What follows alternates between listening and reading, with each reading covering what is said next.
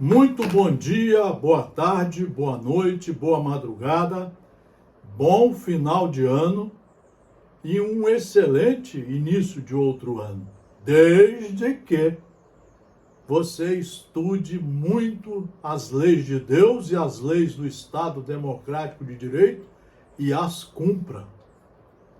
Quando você cumpre as leis, você está com a consciência tranquila. Estamos aqui no nosso núcleo de estudos espíritas e jurídicos Gesiel. Gesiel. Se você quiser conhecer Gesiel Estevão, está aqui Paulo Estevão, um livro psicografado por Francisco Cândido Xavier, pelo Espírito Emmanuel. É o maior tratado sobre o cristianismo que existe hoje na face da Terra. É o mais profundo, é o mais didático. Ele está à disposição. É um livro que você deve ler de 1 a 4 horas por dia. Ler umas 4 vezes numa encarnação, para você saber como que Deus construiu tudo. E para quê? Eu sou Marcelo Paes Barreto. Eu estou aqui desde 1968, estudando os livros seguros da doutrina espírita, que é o Consolador Prometido, veio para completar o cristianismo e explicar como funcionam as leis de Deus, para que você seja um bom aluno e um bom cumpridor das leis. Eu vivi muito a ditadura militar que nós tivemos de 64 a 85. Nós tivemos em 64 um golpe no Estado Democrático de Direito. Tivemos que viver a exceção ao direito, onde perdemos todos os direitos fundamentais, perdemos as garantias fundamentais da vida, onde vários profissionais de todas as áreas, principalmente professores universitários, foram presos, torturados, foram mortos e muitos desapareceram.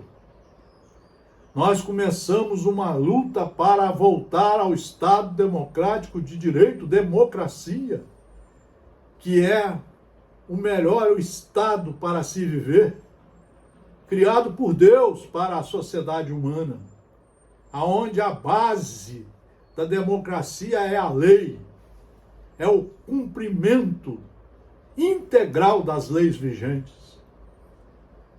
Então nós começamos uma luta, eu dei aula, sendo vigiado por policiais. Muitos colegas foram presos e torturados, muitos. A sociedade perdeu muitos jornalistas.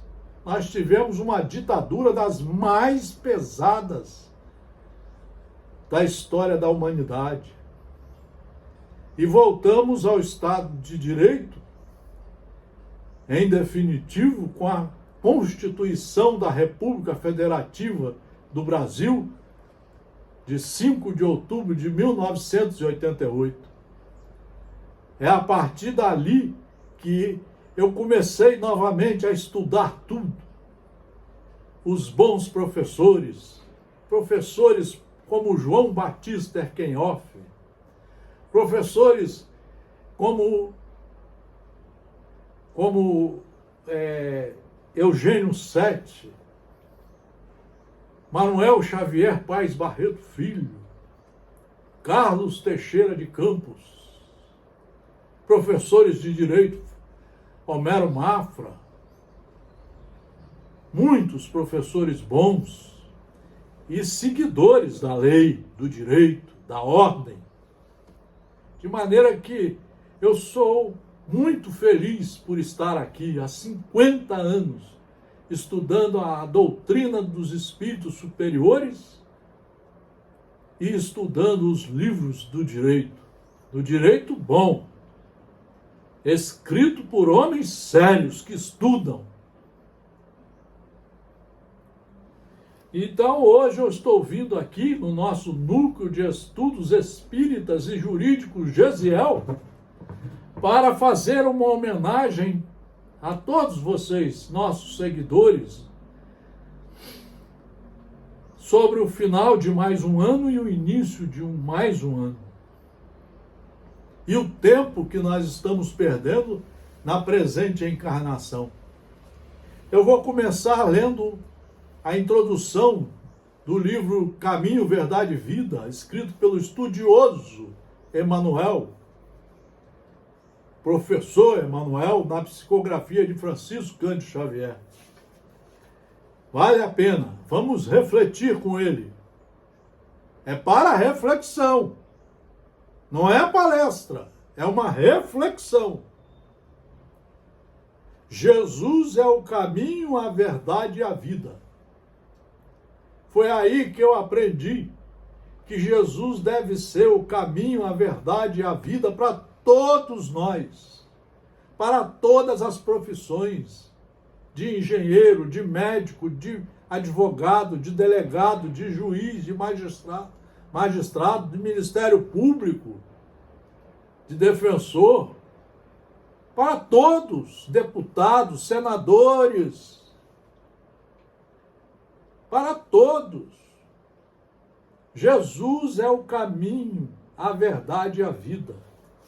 Ele deixou para nós 4 evangelhos, as cartas de Paulo, e autorizou a vinda da doutrina espírita em 5 obras básicas, completando o cristianismo, para explicar para nós as leis de Deus e chamando a nossa atenção para sermos cumpridores delas, aonde estivermos.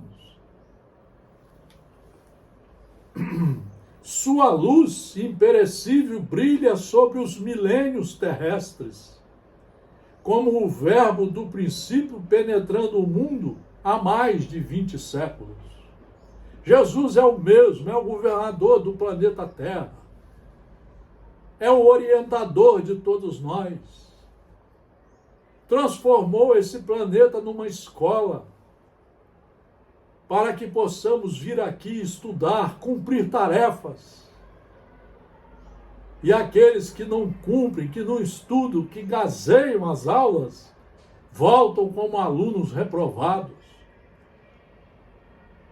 para reaprender, retificar os erros, ressarcir os danos, se endireitar, iniciar a implantação da reforma íntima e começar a ser um cidadão do bem, aonde estiver, sempre seguindo os ensinamentos de Deus. Lutas sanguinárias, guerras de extermínio, calamidades sociais não lhe modificaram um tio nas palavras que se atualizam cada vez mais com a evolução multiforme da Terra.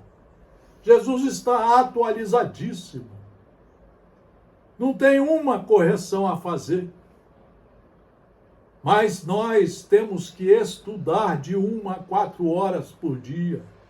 Temos que reler as obras, independente da religião. Tem uma desculpa muito grande, né? As pessoas falam, eu sou da religião, estuda, lê, não ofende ninguém. E se você se gostar, se enquadre nelas, porque você só vai fazer o bem. Tempestades de sangue e lágrimas nada mais fizeram que avivar-lhes a grandeza. Entretanto, sempre tardios no aproveitamento das oportunidades preciosas, muitas vezes no curso das existências renovadas, temos desprezado o caminho, indiferentes ante os patrimônios da verdade e da vida. Temos desprezado o caminho, indiferente ante os patrimônios da verdade e da vida. É uma pena o que eu tenho visto nesses 50 anos é que a maioria dos profissionais não querem estudar Deus, não se reconhecem como filhos de Deus, não querem conhecer suas leis, muito menos segui-las. Somente quando todos nós nos enquadrarmos nas suas leis, é que nós vamos conseguir implantar na Terra um ambiente de fraternidade, de igualdade, de respeito profundo aos direitos fundamentais da pessoa humana. Só aí nós nos trataremos de verdade como irmãos. Hoje nós queremos eles lá e nós cá. Nós aceitamos criaturas ainda falando em armas. Aceitamos criaturas ainda combatendo a ciência, combatendo as universidades, desrespeitando o Estado democrático de direito. Quantos deputados, quantos senadores que nós seguimos, que são forasteiros, nunca estudaram e querem se vangloriar. E o pior, que nós seguimos essas criaturas. Quem segue Deus, quem é filho de Deus e segue as leis de Deus, não precisa de armas. Segue a ciência, toma as vacinas todinhas, segue as orientações científicas da medicina, segue as leis que estão em vigor no Estado democrático de direito. O dia que nós respeitarmos as leis de trânsito, olha quanta gente vai deixar de se machucar, de ficar aleijados, de morrer. O dia que nós banirmos da nossa sociedade as drogas, as bebidas alcoólicas, os cigarros, as fofocas, a falta de caridade, a falta de respeito aos nossos próximos, nós vamos ter paz. Então ele diz: temos desprezado o caminho. A maioria de nós vamos lá na religião uma vez por semana, reza ali, nem sabe que está rezando, nem sabe o que é rezar.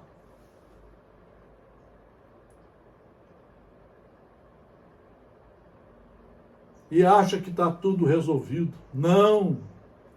Só estará resolvido quando nós estudarmos como alunos no colégio de Deus e nos transformarmos em filhos, obreiros do Senhor, trabalhadores do Senhor, cumpridores de suas leis.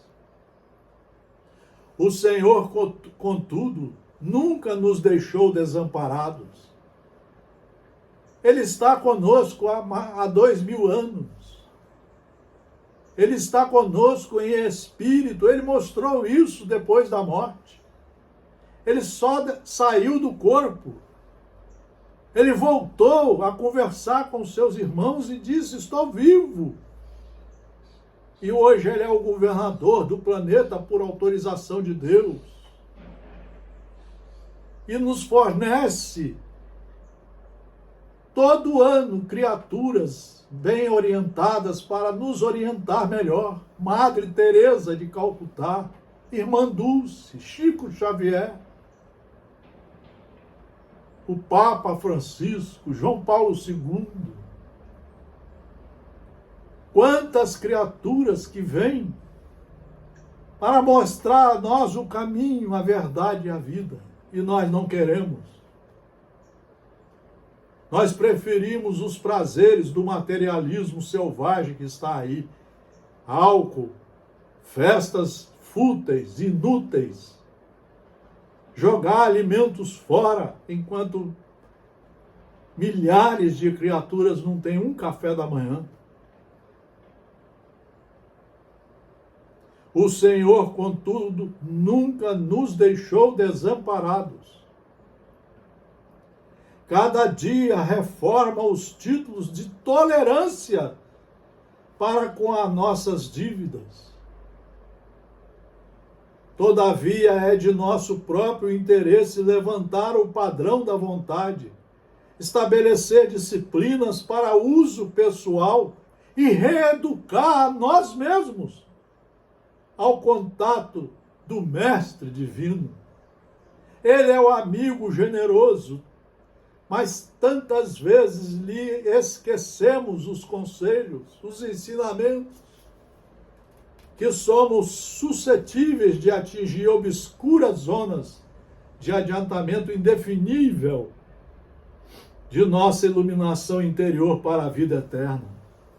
Quando nos afastamos dele, aliás, quando não queremos conhecê-lo, toma conta aí dentro de nós a ignorância, a seguir esses políticos que fazem incentivo às armas, às drogas, a ignorância de não estudar,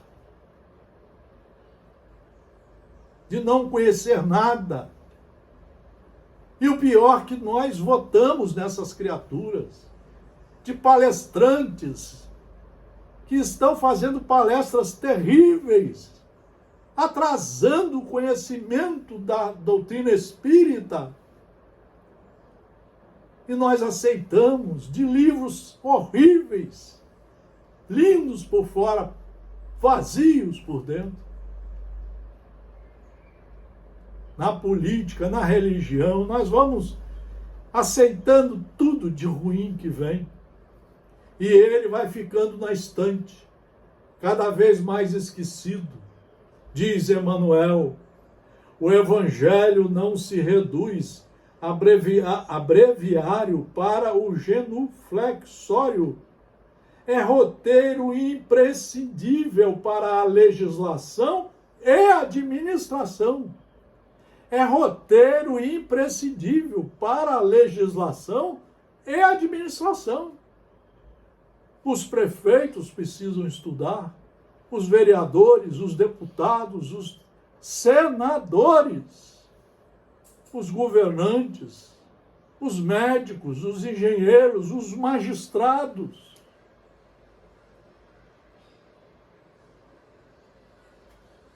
E aí nós estamos vendo como está a sociedade violenta, agressiva, aumentando crimes cada vez mais terríveis. É roteiro imprescindível para a legislação e administração, para o serviço e para a obediência. O Cristo não estabelece linhas divisórias entre o templo e a oficina. Toda a terra é seu altar de oração e seu campo de trabalho, ao mesmo tempo. Isso aqui veio, não é para a gente ir lá uma vez por semana, não. É para estudar todo dia e praticar. Praticar com o seu companheiro, a sua companheira, com os filhos, com a administração do seu dinheiro, no trabalho, no lazer, em todos os lugares. Ele é um roteiro seguro para todos nós. A base dele é jurídica divina. Só fazer com o próximo o que você gostaria que fosse feito com você. Se você não quer que passem o seu limite de liberdade, não passe também o dos outros. Toda a terra é seu altar de oração e seu campo de trabalho ao mesmo tempo. Por louvá-lo nas igrejas e menoscabá-lo nas ruas, é que temos naufragado 1000 vezes, por nossa própria culpa.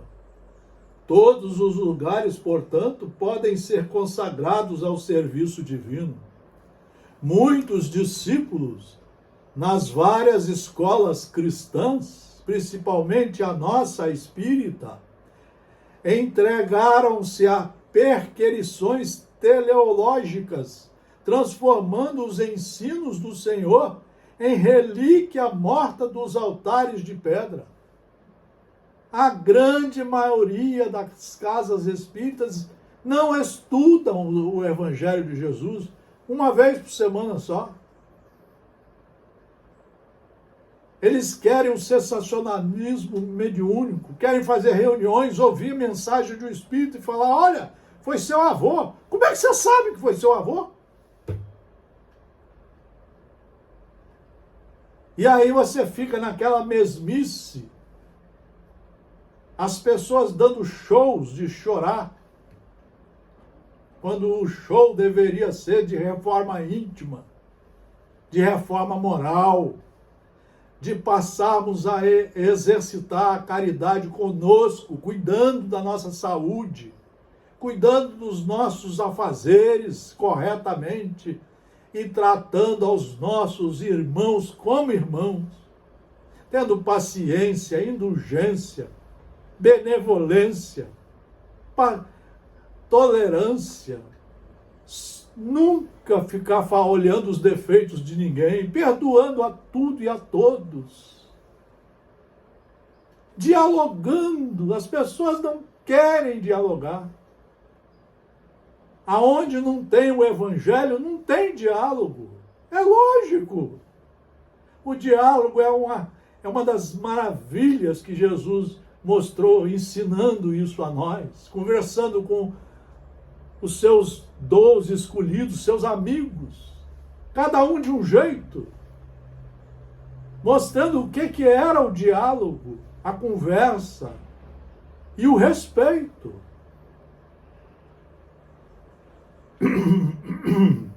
No entanto, espera o Cristo, venhamos todos a converter-lhe o evangelho de amor e sabedoria em companheiro da nossa prece, em livro escolar. Olha o que diz Emmanuel: transformar o evangelho em livro escolar no aprendizado de cada dia. Transformar o evangelho em livro de aprendizado todos os dias, em fonte inspiradora de nossas mais humildes ações no trabalho comum e em código de boas maneiras no intercâmbio fraternal. Como é que nós vamos saber o que é código de boas maneiras? Só estudando. Isso aqui tem que ser estudado de 1 a 4 horas por dia e lido 6 vezes numa encarnação. É essa a nossa reflexão profunda. Está faltando isso para nós começarmos a sair de um plano tão violento, tão ignorante, tão de coração duro, para um plano de paz, de harmonia, de respeito, onde vamos nos tratar de forma fraternal a todos, procurando atender os direitos fundamentais de todos e nos tratando como irmãos. Embora esclareça nossos singelos objetivos, noto, diz Emmanuel, antecipadamente, ampla perplexidade nesse ou naquele grupo de crentes. Que fazer? Temos imensas distâncias a vencer no caminho para adquirir a verdade e a vida na significação integral. Essa é a nossa frase de efeito aqui hoje. Temos imensas distâncias a vencer no caminho para adquirir a verdade e a vida na significação integral. Nós precisamos tomar conta de nosso tempo que ainda temos como encarnados. Ninguém sabe o dia da sua morte, mas que vai acontecer, vai. E quem morre é o corpo de carne. Você, como espírito, continua na sua vida com as suas obras e a sua individualidade. Você vai levar as obras ruins e as boas. E vai prestar contas. Em muitos casos que você fez um mau uso de tudo, você vai voltar às vezes cego, cabeça de água, surdo, mudo, tetraplégico. Porque quem não aprende pelo amor é igual o aluno. Ele vai ter que voltar para ser reprovado e vai repetir o ano e aí às vezes vai reclamar dessa. E Deus nos coloca à nossa disposição ferramentas pedagógicas advindas na dor, na expiação, nas provas difíceis, para que possamos tomar coragem e estudar, nos reformando, ressarcindo os danos, nos reconciliando com os irmãos que nós agredimos e ferimos, nos endireitando e voltando a trabalhar seriamente no caminho do amor, do divino amor, que você só aprende estudando isso aqui. 28 capítulos, 3.000 itens a serem estudados, compreendidos, entendidos, assimilados e praticados.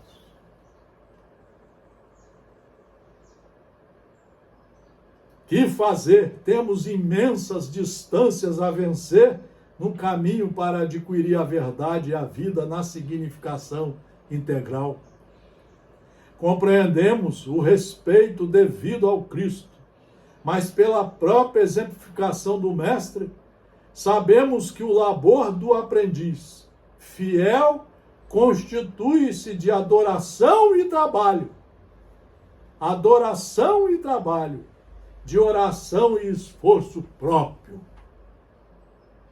Você tem que ter esforço próprio para estudar de 1 a 4 horas por dia, para repetir os estudos, para fazer a oração todo dia, a meditação, ver como é que está caminhando o seu projeto, fazer as correções,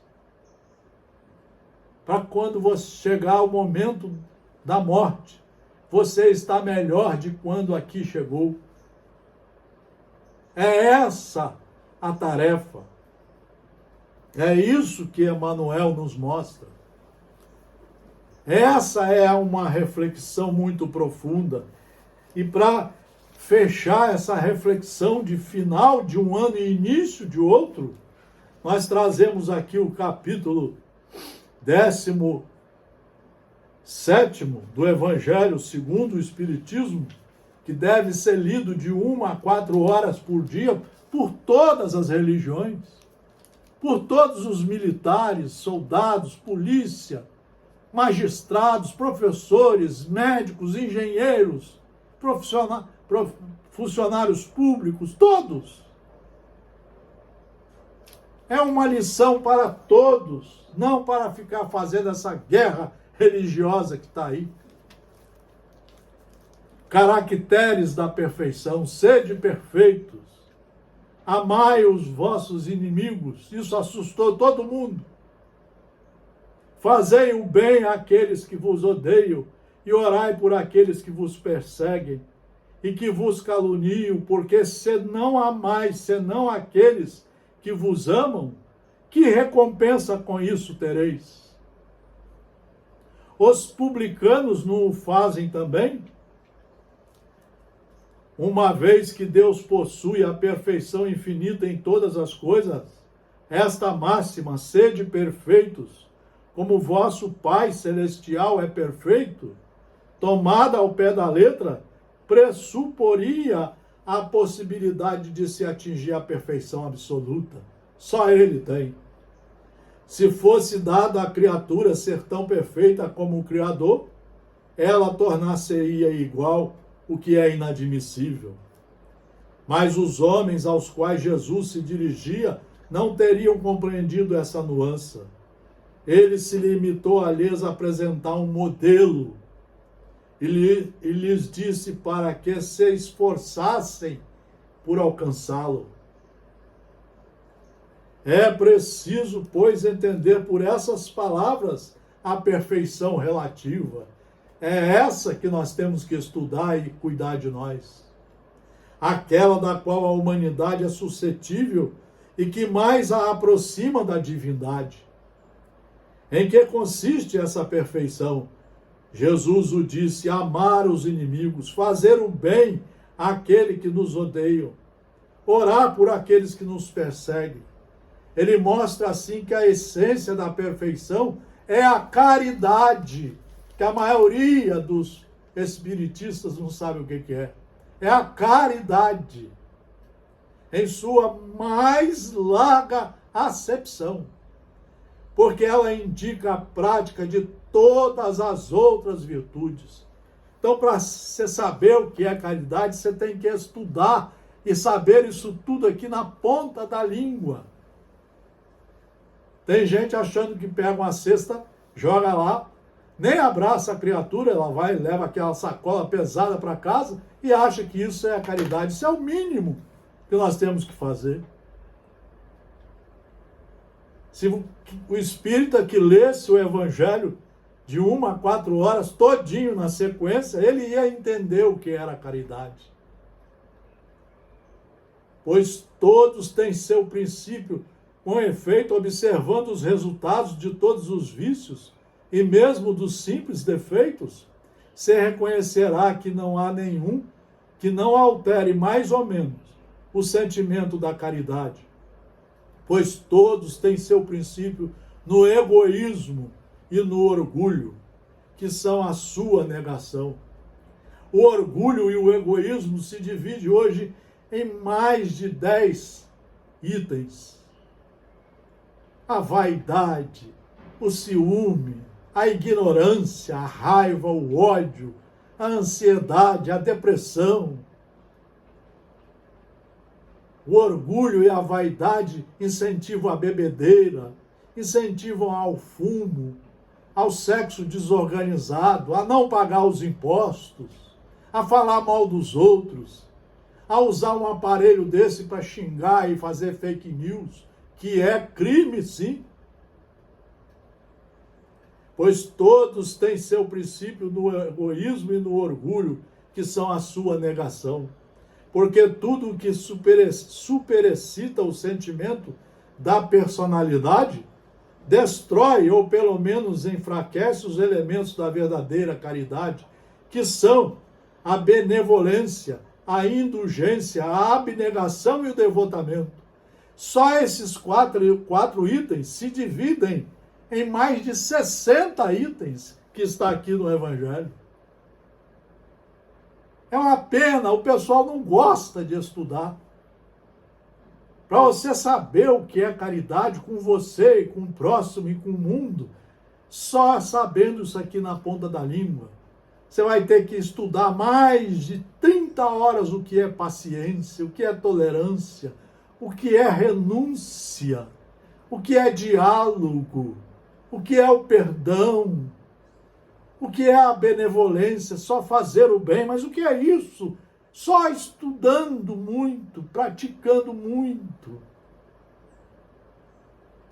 O homem de bem, diz o Evangelho, se fosse estudado, olha só, o verdadeiro homem de bem é aquele que pratica a lei de justiça. Para você saber hoje o que é a lei de justiça, você vai ter que ler muito, vai ter que estudar as 5 obras básicas, o maior tratado de filosofia profunda que existe hoje no mundo. Vai ter que estudar o maior tratado de ciência psíquica e das leis de Deus que existe hoje no mundo. Vai ter que estudar o cristianismo, o sermão da montanha,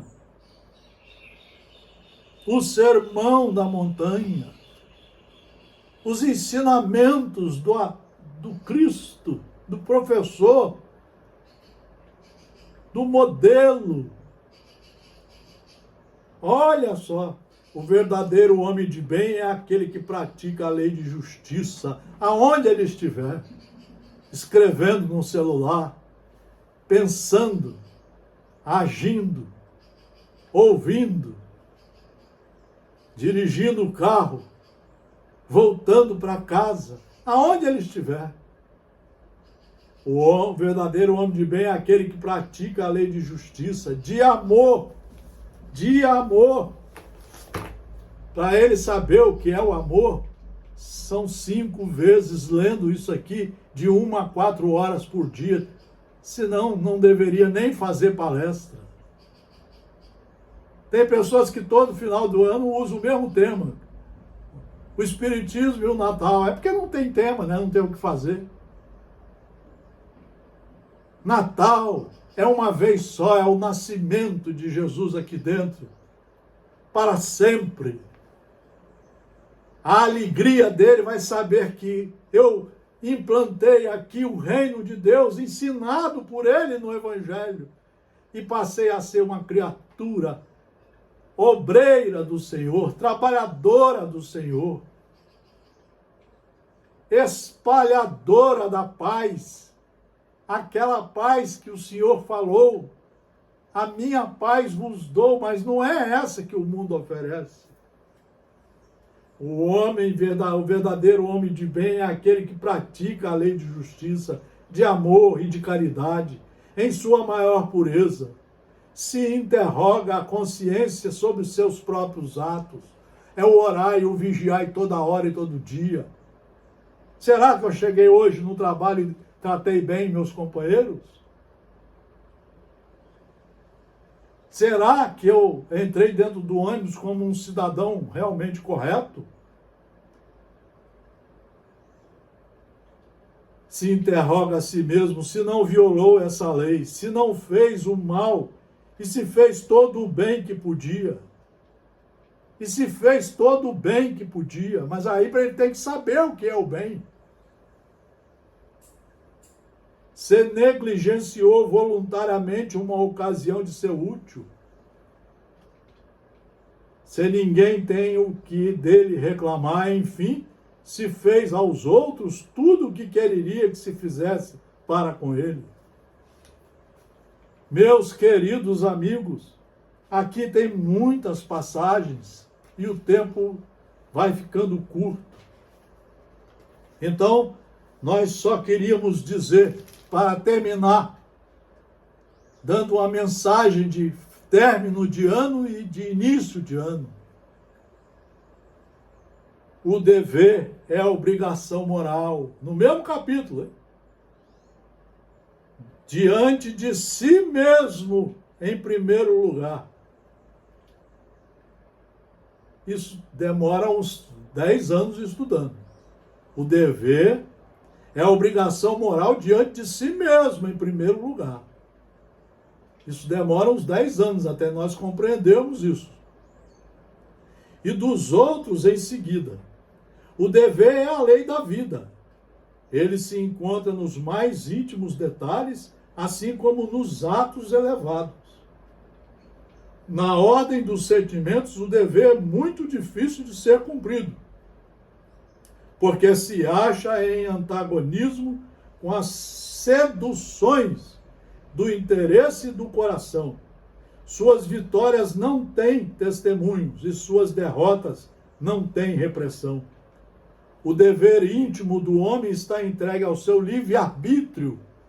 Só tem livre-arbítrio funcionando como um diamante limpo se tiver as leis dentro do seu coração, dentro da sua consciência. Se as leis forem uso toda hora do seu conhecimento, do seu saber, conhecereis a verdade e ela iluminará os seus passos para o bem. Então, o livre-arbítrio, o aguilhão da consciência, esse guardião da probidade interior, o adverte e o sustenta, mas permanece frequentemente impotente diante dos sofismas da paixão, dos sofismas da paixão. O dever do coração, fielmente observado, eleva o homem. Mas esse dever, como precisá-lo? Onde começa ele? Onde se detém? O dever começa precisamente no ponto em que ameaças a felicidade ou a tranquilidade do vosso próximo e termina no limite que não gostaríeis de ver ultrapassado em relação a vós mesmos. Com essas mensagens, nós desejamos um ano novo segundo os ensinamentos de muita segurança na verdade jurídica divina trazida no cristianismo verdadeiro. Vamos estudar, meus amigos, minhas amigas, meus senhores e minhas senhoras. Vamos incentivar os jovens a estudar tanto essas leis de Deus quanto as leis do Estado Democrático de Direito, para que comecemos a nos tornar uma sociedade realmente civilizada, cumpridoras dos seus deveres, de muita fraternidade, de respeito a todos e de tratamento de todos a todos como irmãos. Felicidades! Todo o nosso trabalho está no Instagram, no Facebook e no YouTube. Muito obrigado pela atenção. Feliz novo ano em Livros Seguros.